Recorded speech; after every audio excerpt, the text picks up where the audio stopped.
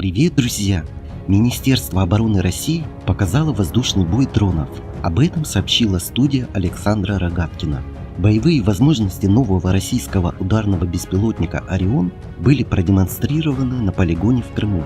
В качестве мишени для удара был использован новейший российский беспилотный вертолет «Мишень К-2». Во время воздушного боя БПЛА беспилотник «Орион» уверенно поразил управляемой ракетой цель БПЛА К-2 с дистанции 4 километра.